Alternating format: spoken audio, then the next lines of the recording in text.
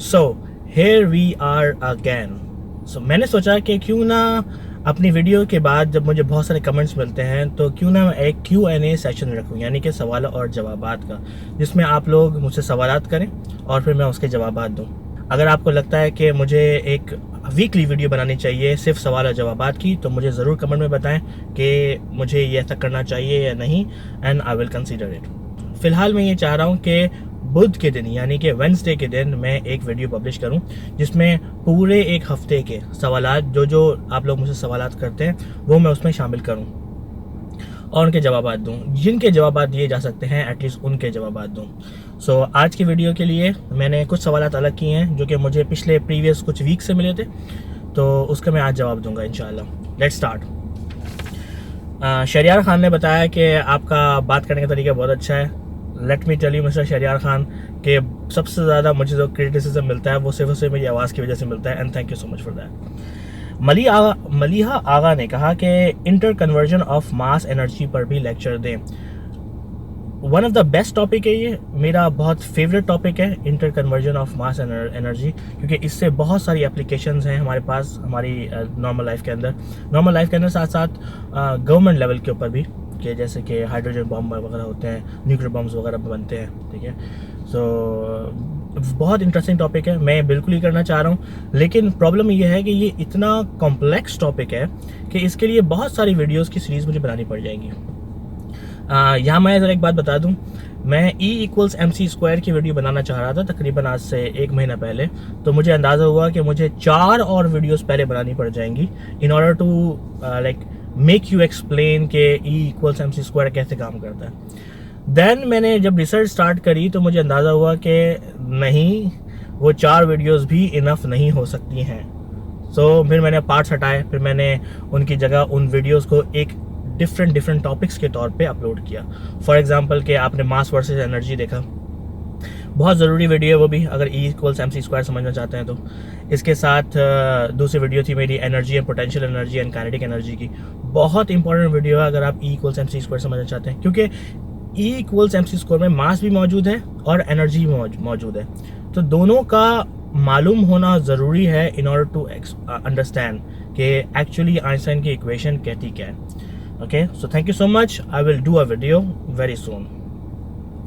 सो वकास अहमद कहते हैं कि बरमूडा ट्रायंगल के बारे में बताएं ना। मैं अब एक साइंस का पेज चलाता हूँ, ठीक है ना, एंड टेक्नोलॉजी से रिलेटेड, ये 2 ही मेरे मेन टॉपिक्स हैं जिन पे मैं काम करता हूँ। ऑनेस्टली साइंस का स्टूडेंट होने के हवाले से मैं इस बात को बता दूं कि अगर मैंने बरमूडा ट्रायंगल की वीडियो बनाई तो शायद आपको पसंद ना आए, क्योंकि रियलिटी में ऐसा ही है कि बरमूडा ट्रायंगल पे कुछ भी नहीं हो रहा टेक्निकली, ठीक है ना, अगर आप साइंस की बात करते हैं तो। जो वाकयात हो रहे हैं आई नो वो पूरे सरार साउंड करते हैं, मतलब लगता है कि हाँ ये साउंड कर रहा है कि नहीं कुछ अजीब हो रहा है यहाँ पर या कुछ मसला आ रहा है, लेकिन जब आप पढ़ने के लिए जाते हैं तो आपको अंदाज़ा होता है नहीं ये तो नॉर्मल सी बात ही है। सो अगर आप स्टिल चाहते हैं तो मुझे बताइए कमेंट में, एंड मैं एक वीडियो बनाता हूँ इसके लिए। एंड देन जारविस 1 ने एक सवाल किया बहुत अच्छा, क्या इंसान चांद पर नहीं गया अब तक? ये एक बहुत ही कॉन्ट्रोवर्शियल सवाल है, ठीक है ना, और बहुत सारे पेजेस ने इस पर वीडियो बना के लाखों व्यूज़ कमाए हैं, और स्पेशली उन्होंने वही बात बताने की कोशिश की है जो कि बहुत कंट्रोवर्शियल इश्यूज थे। नाउ मैं आपको इसे एक्सप्लेन करता हूँ। हम इंसानों की एक मैं कहूँगा खासियत ये है कि जब भी कोई पुरअसरारियत टाइप की चीज़ नज़र आती है ना हम लोगों को बहुत अट्रैक्ट करती है। तो जैसे कोई बताया जाए कि भाई कंस्पिरेसी चल रही है और आपके खिलाफ मामला चल रहा है एंड दज्जाल बैठा हुआ है और ऐसा चीज़ चल रही है, इस टाइप की जब बातें निकल के आती हैं तो सबसे पहले जो एक नॉर्मल इंसान है उसका डर जाग जाता है और वो इंटरेस्टेड होता है उस वीडियो को देखने के लिए।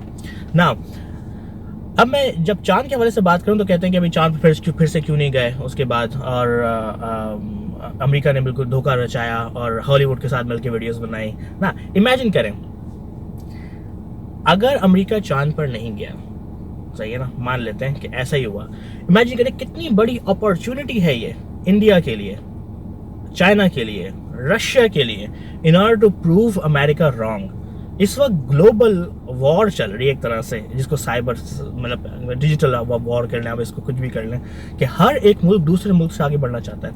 अगर ऐसा नहीं हुआ, इमेजिन करें कि चांद पर जाना कितना इंपॉर्टेंट हो सकता है इंडिया के लिए, चाइना के लिए एंड स्पेशली रशिया के लिए, क्योंकि they will prove their biggest enemy wrong कि यार ये क्या हो रहा है, ये तो उन्होंने झूठ बोला। इमेजिन करें। लेकिन मजे की बात क्या है, ऐसा हमें नहीं मिलता। इंडियंस की अगर आप रिसर्चेस पढ़ें, स्पेशली जो इस वक्त प्रोग्राम चल रहे हैं उनके, वो सब मानते हैं कि चांद पर जो है इंसान गया है, क्योंकि बहुत से लोग इसमें शामिल भी थे इनकी रिसर्च वगैरह के अंदर। रशिया वाले भी बिल्कुल मानते हैं कि हाँ इंसान चांद पर गया है। ये सिर्फ हम लोग हैं जिनको कुछ ज़्यादा इन्फॉर्मेशन नहीं पता, वो लोग इस बात पर बैठ जाते हैं इसके बाद, लेकिन झंडा जो है वो फ्लाई नहीं कर रहा, फरा ऐसा नहीं हो रहा। तो डिटेल्स में मैं नहीं पढ़ना चाह रहा, लेकिन मैं एक जनरल आइडिया दे रहा हूँ कि ये ऐसा हो नहीं सकता कि एक मुल्क जो है ना एक झूठी बात करे और उसके बाद सारे मुल्क इंक्लूडिंग पाकिस्तान, हमारा अपना जो स्पेस रिसर्च की फैसिलिटीज़ जो है हमारे पास यहाँ पर, वो तक मानती हैं कि इंसान चांद पर गया है, क्योंकि ये कोई इतना इम्पोर्टेंट नहीं है अगर देखा जाए तो। मतलब I know it's very important but it's big, it's even huge, but इंसान कर सकता है। मतलब why do you under estimate the capability of man, so I think I answer the question, but let's see in future अगर मुझे chance मिला तो मैं ज़रूर एक वीडियो बनाऊंगा कि इंसान चांद पर गया है, because I do believe in it, I do believe in the potential of mankind. So Sultan Ali बोगियो ने कहा कि इतना कुछ मुसलमानों ने बनाया है तो हम आज इतना पीछे क्यों है। ये उन्होंने सवाल किया था मेरी मुसलमान साइंसदान की वीडियो के ऊपर। आई डोंट नो कि ऐसा क्यों है, क्योंकि मैंने पढ़ा नहीं और हिस्ट्री मुझे बहुत पसंद नहीं बिल्कुल भी। मैं ख़ास हिस्ट्री में नहीं पढ़ना चाहता क्योंकि ये मेरा फेवरेट टॉपिक नहीं है। लेकिन जितना मैंने थोड़ा बहुत पढ़ा है, स्पेशली इसमें ये बात सामने आती है कि जब इंसान का ज़वाल तब शुरू हुआ जब उन्होंने मैथमेटिक्स से जो था ना वो भागना शुरू कर दिया। इंसान के पास असल में आई थिंक ज़्यादा मेरा ख्याल है 14वीं या 15वीं सदी के दौरान, मैं बिल्कुल श्योर नहीं हूँ, इस एंड ऑफ गोल्डन एज के दौरान हुआ ये कि इंसानों ने बहुत सारे, हमारे मुसलमानों ने बहुत सारे उलूम बना के रखे हुए थे। ऐसे कुछ उलूम ऐसे भी थे जो कि इतने इंपॉर्टेंट नहीं थे, यानी कि आप बोल सकते हैं कि यार ये तो अजीब अजीब बातें कर रहे हैं, जैसे टोपोलॉजी, मतलब कोई नहीं पढ़ता इसको। आज साइंस के एक ब्रांच है, रिसेंटली नोबेल प्राइज मिल गया उसको, लेकिन स्टिल आपको अगर टोपोलॉजी नॉर्मल से स्टार्ट करेंगे आप बोलेंगे ये तो इतनी इंपॉर्टेंट नज़र नहीं आ रही मुझे। लेकिन जब आप पढ़ते हैं आपको अंदाजा होता है यार शायद इसकी इम्प्लीमेंटेशन जो हैं वो हो सकती हैं नॉर्मल लाइफ के अंदर। तो इस टाइप के बहुत सारे उलूम राइज थे, तो इनको रोका गया। जब रोका गया तो मैथ्स से लोग पीछे होना शुरू हो गए, जिसकी वजह से, और maths is the main fundamental part of science. So अगर आप मैथ्स छोड़ दें तो आप समझ लें कि आपने सब कुछ ही छोड़ दिया। तो I think that's answer, but I am not sure completely, but as I told you कि हिस्ट्री मेरा सब्जेक्ट नहीं है, so can't help it.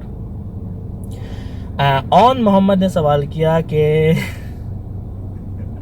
This is shit, browsers do not permit any script to fetch browsing history। ये बात कर रहे हैं Facebook की वीडियो के बारे में कि फेसबुक हमारे बारे में इतना कुछ कैसे जानता है। मैं कहूँगा कि मिस्टर ऑन साहब, आपको यकीन भी नहीं है कि फेसबुक आपकी कितनी इन्फॉर्मेशन ले लेता है। मैंने ऑलरेडी एक वीडियो शूट कर ली है, इस आई थिंक वीक एंड पे आएगी वो, जो फ्राइडे के दिन, कि फेसबुक कैसे ये सब काम करता है और किस तरीके से सारी इन्फॉर्मेशन जो है वो कलेक्ट करता है। मैंने नोटिस किया कि जितना मैंने अपनी पुरानी वीडियो में बताया उससे कई ज़्यादा चीज़ें हैं इस वीडियो के अंदर जो कि आपको अंदाज़ा होगा कि फेसबुक क्या क्या उठा लेता है, इंक्लूडिंग आपकी ब्राउज़र की हिस्ट्री एंड ब्राउज़र के बुक मार्क्स भी। अब वो आपके मोबाइल फ़ोन में होता है, वो मैंने सबको एक्सप्लेन किया उसकी वीडियो के अंदर कि कैसे आपकी ब्राउज़र की हिस्ट्री फैच हो जाती है एंड फेसबुक के ऊपर चली जाती है। So sad. So my video was not shit. Hustle of Islam and Mike Shani and Ali Meher ने मैसेज किया था कि फेसबुक इस तरह कुछ कैसे जानता है, you know, and all this thing। मैंने ऐसे मुझे तकरीबन 1000 कमेंट्स मिले हैं फेसबुक के ऊपर, तो मतलब बहुत ही मतलब कहूँगा वायरल चली गई वीडियो। उसमें फेसबुक की वीडियो आ रही है नई वाली, उसमें बताया गया कैसे सारा काम हो रहा है। So stay tune I would say. Waqar Ahmad, उफ मैन यू आर ग्रेट, तुम मेरे पीछे पड़े हुए हो मुसलसल कि मेरी वीडियो नहीं बन के दे रही है, आई नो, ओके। सवाल उन्होंने किया था कि अगर हर ऑब्जेक्ट स्पेस टाइम को अपने अराउंड वार्प कर लेता है तो हमारी ज़मीन या दूसरे प्लैनेट्स को सन में गिर जाना चाहिए, फिर भी ये सारे प्लैनेट सन के अराउंड रोटेट करते रहते हैं, मतलब रिवॉल्व करते रहते हैं, इसकी क्या वजह है? One of the amazing question है ये, बहुत ही कमाल का क्वेश्चन, क्योंकि जब आप किसी ऑब्जेक्ट को किसी दूसरे ऑब्जेक्ट के अराउंड रिवॉल्व करवाते हैं तो टेक्निकली वो रिवॉल्व इसलिए कर रहा है क्योंकि वो दोनों अट्रैक्ट कर रहे हैं। जब अट्रैक्ट कर रहे हैं तो वो क्यों आहिस्ता आहिस्ता आहिस्ता आहिस्ता आहिस्ता करके दूसरे ऑब्जेक्ट के अंदर गिर नहीं जाता? ये बहुत ही कमाल का सवाल है। और मैं आपको एक और छोटा सा मैं यहाँ पे बात बताऊं कि चांद जमीन में गिरता नहीं है, बल्कि तकरीबन ज़्यादा मेरे ख्याल है 3.8 सेंटीमीटर्स पर ईयर के हिसाब से वो दूर जा रहा है। मतलब एक तो आपको जो आप एक्सपेक्ट कर रहे हैं वो आपको मिल नहीं रहा, नंबर 1, और दूसरा ये है कि उसका उल्टा हो रहा है यहाँ पर। बहुत ही कमाल का टॉपिक है, मैं इस पर ज़रूर वीडियो बनाने वाला हूँ जल्दी, please stay tune. Okay, so Najaf Ali Rizvi ने लास्ट क्वेश्चन मैं यहाँ पे शामिल कर रहा हूँ कि उन्होंने कहा हाइड्रोजन बम के बारे में बताया, शायद वो भी मैं शामिल करूँ जल्दी, लेकिन मतलब मैं बिल्कुल नहीं चाह रहा कि इतने ज़्यादा कंट्रोवर्शियल इश्यूज़ में पड़ जाऊँ कि खामखा मेरे पीछे लोग पड़ जाएँ, यू नो। सो फाइनली ये अच्छे सवाल थे। मेरे जो फॉर्मेट है वो कुछ इस तरीके से है कि मैं ये वीडियो शूट करूँगा तकरीबन हर सैटरडे के दिन। सो मेनली मैं एक आज जैसे कि आज मैंने वीडियो रिलीज़ की, मेन वीडियो रिलीज़ की जो जुम्मे के दिन होती है 3 बजे। ओके, उसके बाद मैं जुम्मे से लेकर जुमरात तक जितने भी कमेंट्स होंगे उन सबको मैं एक जगह लिख लिया करूँगा। अगर बहुत ज़्यादा हो जाएंगे तो फिर मुझे उनमें से चूज़ करना पड़ेगा, ठीक है ना। तो मैं ज़रूर उसको कोशिश करूँगा कि ज़्यादा से ज़्यादा कमेंट शामिल करूँ। तो उसके बाद देन मैं सैटरडे के दिन वीडियो बनाऊँगा और उसके बाद उसको वेडनेसडे के दिन अपलोड करूँगा। अगर आपको ये फॉर्मेट समझ में आता है, ये पसंद आता है तो मुझे ज़रूर बताएं, इट वुड बी ग्रेट। और let's see in the next video. Thank you so much, bye.